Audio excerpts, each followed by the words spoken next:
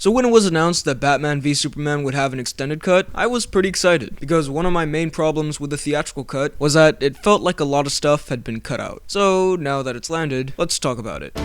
This may be the only thing I do that matters. So falls the house of Wayne. Now, just up front, I'm going to be talking not really about the main movie here, but what was added in this cut. So if you want to see my thoughts on the overall film, click here or the link down below to watch my Batman v Superman review. Also, spoilers. If you're one of the 2 people who haven't seen this movie yet, yeah, don't watch this. You've been warned. So in case you don't know, in this Ultimate Edition, about 30 extra minutes of footage has been added to the already 2.5 hour Batman v Superman theatrical cut. And did those extra minutes really change the movie and fix its problems? Well, not really, in my opinion. Look, I liked all the stuff that was added. We get some extra character stuff, like a bit more Clark Kent Superman stuff, which I really liked. Like him asking around about Batman, and him helping out after the bomb goes off at the Senate hearing. This cut also explains why Superman couldn't see the bomb, the wheelchair was lead-lined, and I also like the fact that those bad guys in the desert burned up the dead bodies so it would look like Superman killed those men. If they were all just full of bullets, why would anyone think Superman killed them? But now it makes more sense. Jenna Malone was there. She didn't really do much, but it was cool to see her. Seeing the actual villain for Justice League, Steppenwolf, I believe, was pretty awesome, although we already saw that online. And it was also nice that Jimmy Olsen was confirmed in the actual movie to be Jimmy Olsen. Miss Lane, Jimmy Olsen, photographer. Before he got shot in the head.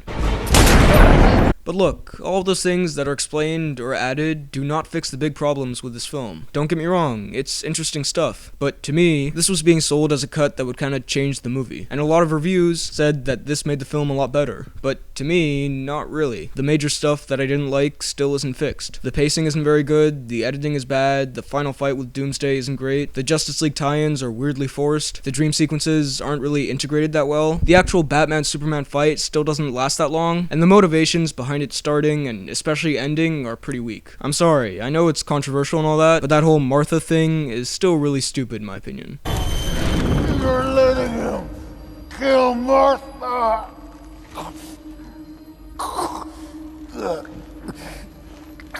What does that mean? Also, I still don't like Jesse Eisenberg as Lex Luthor. I knew this wouldn't happen, but I feel like something that could have made this Ultimate Edition really awesome and notable would be if Lex Luthor Sr. showed up, in a very small role. Like at the very end, visiting his son in jail or something like that. Lex Luthor Jr. keeps talking about him, so if he actually showed up at some point, I think that would have been really cool. But on the other hand, the major stuff I liked is still awesome. Most of the cast is great, especially Ben Affleck. Most of the action, the music, the costumes, most of the visual effects, all that stuff is still fantastic. The main problem, I think, is that this movie still feels like 5 movies compacted into one, and this cut just couldn't fix that. Also, this is the R-rated cut, so I guess we should talk about that. Really, I feel like that R-rated thing was just kind of a gimmick to add on to this, especially in the wake of Deadpool. It really doesn't change the movie at all. I mean, we can go through this stuff. As far as language, Batman says, Oh, shit. and this guy says, What the f*** do you want? As far as sex and nudity, there's a PG-13 implied sex scene with Clark and Lois, where nothing really happens, and you also see Ben Affleck naked from behind, kind of. And as far as the violence, there are 2 or 3 extra blood splats. That's it. So yeah, nothing really of note here. And I'm pretty sure almost all of this could still be covered by PG-13. So look, this movie still gets a 6 out of 10, because it's really the same movie. I realize I shouldn't have expected something very different, but besides some extra character stuff, I didn't feel like this changed much. If you loved Batman v Superman, this is more of that. You'll love this. If you hated Batman v Superman, this is more of that. You'll hate this. As someone who enjoyed Batman v Superman, but thought it had quite a few flaws, this is the same for me.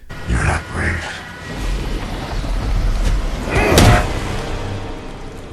Men are brave. So those were my thoughts on the Batman v Superman Ultimate Edition. What did you think of it? And how do you think it compares to the theatrical cut? Let me know all of your thoughts down below in the comments. While you're at it, be sure to like this video, check out my Instagram at BHL_Hudson, and subscribe for more videos like the one you just watched. Thanks for watching, and I'll see you next time.